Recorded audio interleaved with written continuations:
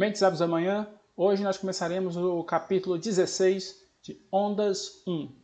O assunto de ondas é um dos assuntos mais importantes na física. Você vai trabalhar com um monte de coisa com ondas. Você vai trabalhar com a questão de música, né? Por exemplo, música, todos os instrumentos musicais eles funcionam devido a essa parte de ondas, né? A gente tem até aqui uma imagenzinha aqui com um violão tocando. Bem, a gente tem tanto as ondas surgindo nas cordas do violão, como a gente tem as ondas surgindo na propagação do som. A gente utiliza ondas na academia, né, quando está malhando, utilizando certos equipamentos, né, certas vibrações. A gente tem ondas aqui, ó, nessa iluminação que você tá me vendo, essa luz está chegando aos seus olhos, ela nada mais é do que uma onda eletromagnética, né, tá pegando. E assim, recentemente a gente teve um ganho fantástico na astronomia com a detecção de ondas gravitacionais provocadas por dois buracos negros. Dois buracos negros estão ali oscilando.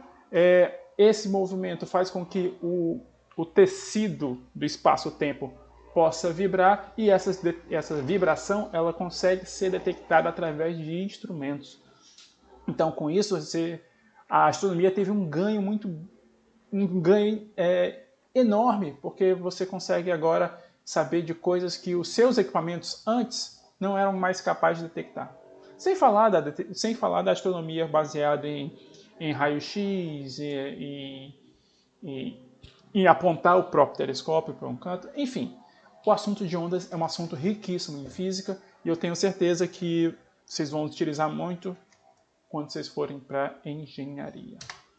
Mas, afinal, quais são os tipos de ondas que nós temos, né? Bem, nós temos alguns tipos de ondas, né? Nós temos as ondas mecânicas, que são ondas que elas precisam de um meio para se propagar. Elas respeitam as leis de Newton, elas obedecem às leis de Newton.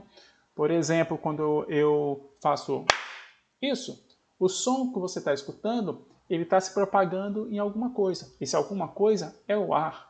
Né? Ou então quando eu pego uma piscina, né, e faço como essa moça está fazendo aqui, enfio o dedo na água, essas ondulações elas só existem porque tem um meio ali, a água. Né? A água sente esse efeito do meu toque nela e a onda pode se propagar. Então esses tipos de ondas são chamados ondas mecânicas. Né? Eu tenho também um outro tipo que é chamado ondas eletromagnéticas, né, como eu estava falando.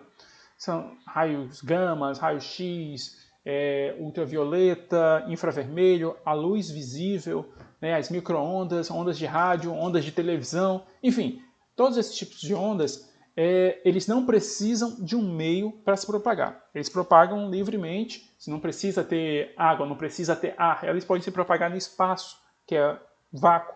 Né? Então, eles conseguem se propagar lá, e no vácuo eles propagam com a velocidade da luz, que é aproximadamente 3 vezes 10 a oitava metros por segundo. Né? E a gente tem também as chamadas ondas de matéria, que são associadas a prótons, né? a elétrons, ondas promovidas por esse tipo de partícula ou outro tipo de partícula.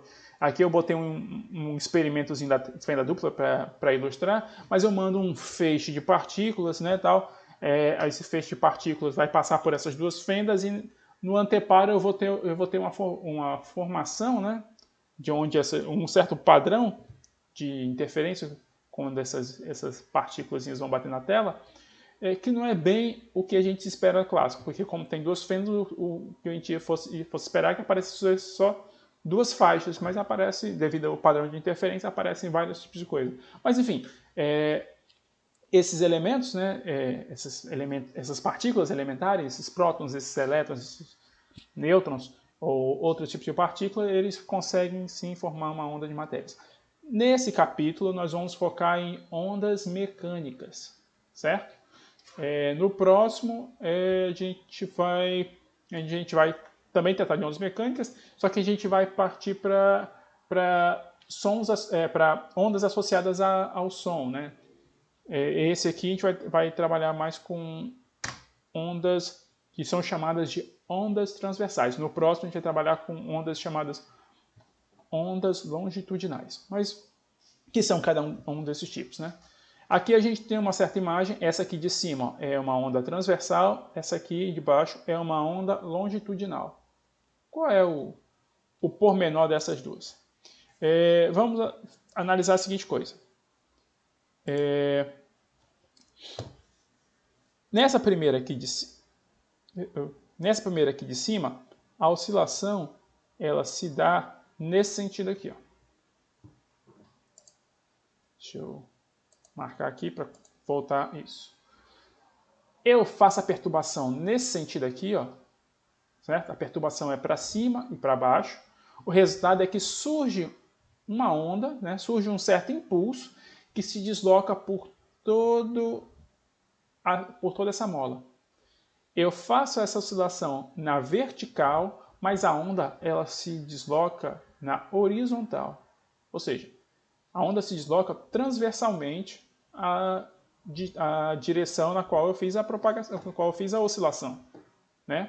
Então, esse tipo de onda que funciona dessa maneira, né, eu agito ela em uma direção e ela se propaga numa direção perpendicular, é chamado de onda transversal, certo? E existe também um outro tipo de onda, deixa eu parar aqui, que é essa aqui de baixo, que é chamada onda longitudinal.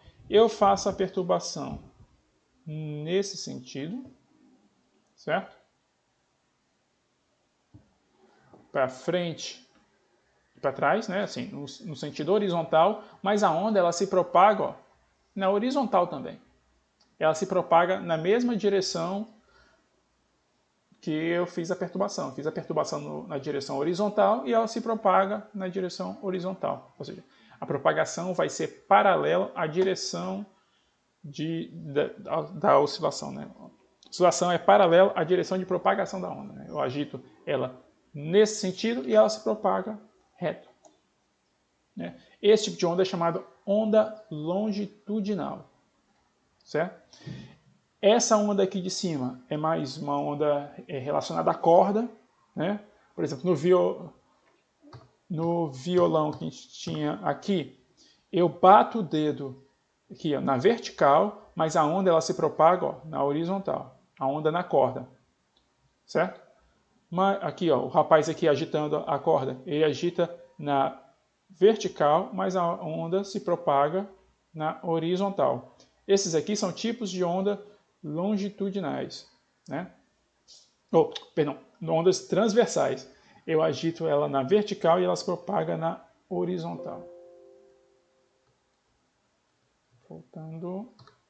Então, nesse capítulo a gente vai trabalhar mais com onda transversal, no próximo capítulo a gente vai trabalhar com onda longitudinal. Porque essas ondas longitudinais estão associadas mais à propagação do som, por exemplo, né? O som ele se propaga de maneira longitudinal. Eu falo para essa direção, o ar que está aqui na frente ele é empurrado, tem uma concentração que empurra o outro, só que o ato de falar é como se fosse uma sopra-puxa, sopra-puxa. Então você vai fazendo com que a pressão no ar vá e volte, né? Você vai tendo essas reverberações que vão fazendo com que as frentes de onda se propaguem, como aqui, ó, nessa mola. Essa mola, se a gente observar, ela puxa a parte da frente se comprimindo e vai liberando a de trás, e assim a onda se propaga. Mas, enfim, vamos analisar a situação aqui, né? Vamos ver como é que eu posso descrever matematicamente uma onda. Bem, essa onda ela é uma onda senoidal. Essa equação, esse gráfico aqui, ó, esse comportamento que ela está tendo aqui, uma corda oscilando, né? Eu estou oscilando essa corda para cima e para baixo, e essa onda se propaga aqui, ó, na horizontal, certo? Esse formato que a corda está fazendo aqui é o mesmo gráfico de um seno ou de um cosseno, né? Que são funções senoidais, né? Então, essa onda é chamada uma onda senoidal. No capítulo passado, a gente usava aqui cosseno. Para esse agora, nesse capítulo, o livro adotou função seno, mas não tem diferença nenhuma entre um e outro. A grande questão é que é só defasada, sei lá, 90 graus, né? Um do outro. Mas, enfim, vamos analisar aqui. Essa imagem não foi feita para esse livro, certo? Por que eu estou dizendo isso? Porque bem aqui, ó, tem um V. Na verdade, aqui não é para ser V, aqui é para ser U. Eu não consegui mudar isso aqui na animação, Então, quando vocês estiverem vendo esse V, considere que isso aqui é um U, que é a velocidade de subir e descer. Essa velocidade ela é a velocidade transversal. Mas a velocidade de propagação da onda, de acordo com o livro, é o V. Então, essa setinha aqui, ó, que está trafegando aqui em cima, ela é o nosso V. É a velocidade vindo para cá.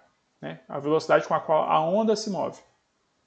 Essa velocidade aqui, ó, da bolinha vermelha, está subindo e descendo, ou seja, de um pedaço da corda está subindo e descendo, de alguém está oscilando a corda, fazendo com que ela suba e desça, a velocidade dela é U. E essas setinhas aqui, ó, é representando o vetor velocidade U, ou seja, velocidade transversal, como é que essa velocidade atua em cada instante aqui, à medida que a minha onda vai se trafegando. Enfim, então, a posição da minha onda ela é dada dessa forma aqui. Y, ela é esse deslocamento aqui, ó, na vertical. Y, em função da posição em X e o tempo, é igual a YM, né, que é a amplitude, que aqui nesse gráfico está representado por A, mas quando vocês veem esse A, vocês interpretam como sendo esse YM. A amplitude vezes o seno de Kx, sendo que esse K agora ele é número de onda, daqui a pouco eu explico, vezes a posição do meu elemento aqui em X, né, menos ômega t, que é a frequência angular, e aqui continua sendo o tempo. Certo? Então, a minha posição aqui, a posição da onda vai ser dada por isso aqui. Perceba, a posição em Y, aqui, está sempre mudando. Em cada pedaço do X, eu tenho um elemento diferente da corda. Aqui, ó, nessa posição X, esse elementozinho vermelho da corda sempre vai ficar passando, sempre vai estar aqui, passando por ele. Só que aqui a posição dele em Y está mudando. Né? E a onda, ela vai passando. A amplitude Y, essa amplitude YM, né, como eu falei aqui, ela vai dos módulos máximo, né, do deslocamento e mínimo do deslocamento. Só que a gente vai usar tudo isso aqui como um módulo, né, então não precisa ficar botando menos isso aqui, só quando realmente nas contas surgir a necessidade. Mas em geral a gente vai usar só o valor em módulo da amplitude. Né? A amplitude é dada por isso aqui. Nessa equação aqui, né, a gente tem a fase, né, dessa equação, né, que é esse termo aqui, ó, Kx menos ômega t, é a nossa fase. Esse seno de ômega t é o que faz com que a oscilação ocorra, né, porque a função seno é uma função oscilante. Ela é uma função que... Deixa eu tentar parar aqui no momento. Não. Aqui. Aqui é a função seno, só que ela está defasada, né? Deixa eu voltar aqui, então. Pronto. Aqui, ó. Esse gráfico aqui, ó, é perfeitamente uma função seno. A função seno começa aqui, ó, em 0 e vai subindo e descendo. Por que isso? Porque qual o seno de 0? É 0. Começa aqui. Quando o seno vai ao valor 1, né, ou seja, o seu valor máximo, quando ele é 90 graus e fica aqui. Vou botar aqui o cosseno. Como é que fica o gráfico do cosseno? Pronto, o gráfico do cosseno é esse aqui. Quando tá aqui em cima, quando o seno está aqui em cima, é defasado de 90 graus. Quando o seno está aqui em cima, o cosseno é 0. Quando o seno é 0, o cosseno é mínimo.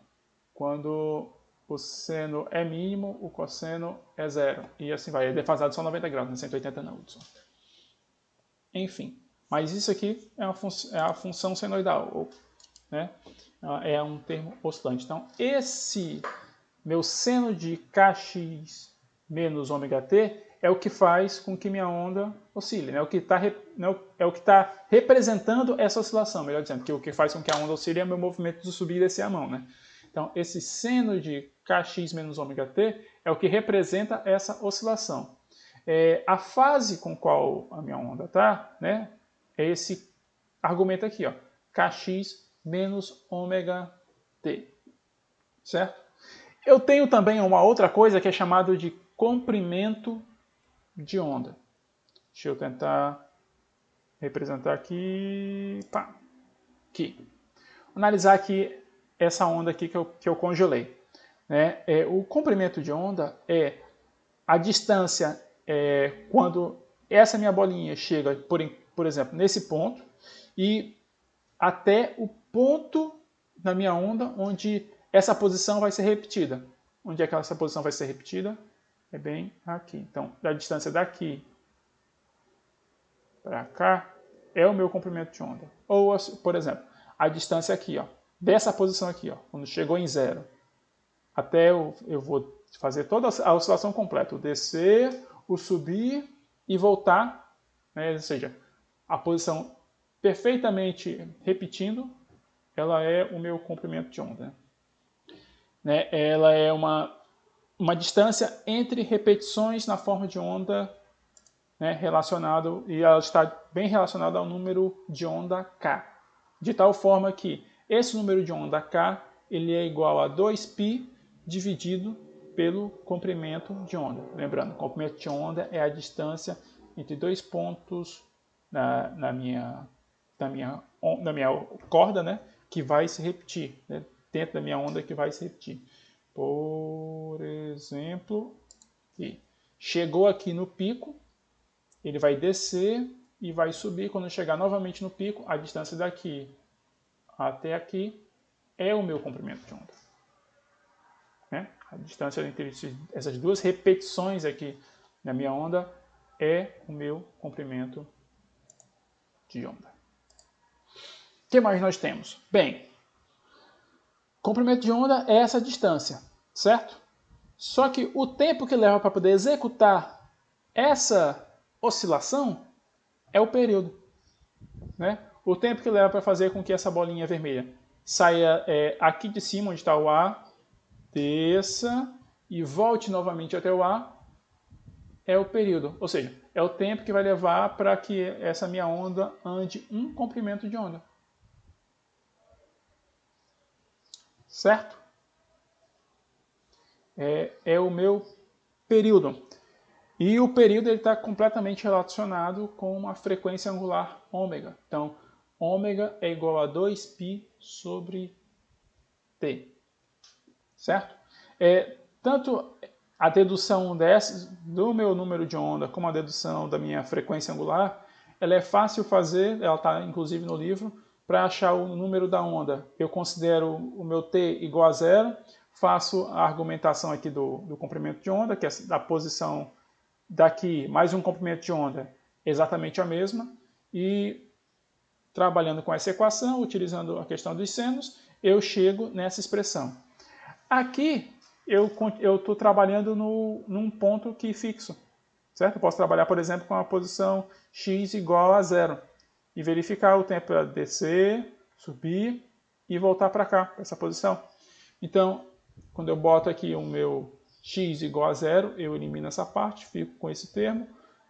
A função seno é uma função ímpar, então eu posso tirar o negativo e desenvolvo e pronto, eu vou conseguir obter essa minha frequência angular em termos do período, certo?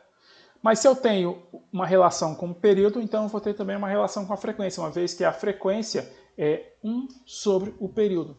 Né? Então, com uma frequência 1 sobre o período, basta inverter. Jogo esse para cá e volta esse, e faço a inversão. E está aqui, minha frequência é 1 sobre o período, ou ômega, que é a frequência angular, dividido por 2π. Enfim, na situação inicial, não necessariamente a minha onda comece bonitinha aqui no 0. Né? A minha onda ela pode começar um pouco defasada no instante inicial, ou seja, na posição x, na posição x igual a 0 e y igual a 0, a minha onda ela pode estar um pouco defasada. Essa defasagem vem da constante de fase. Então, quando eu tiver esse tipo de situação, eu posso incluir, ou melhor, eu devo incluir na expressão na expressão que descreve o deslocamento de uma onda senoidal, bem aqui, ó, dentro do argumento do seno. Certo? Essa expressão aqui, como está aqui, ó, y igual a amplitude vezes seno de kx menos ômega t mais φ, ela é uma forma generalizada do deslocamento da onda senoidal, né?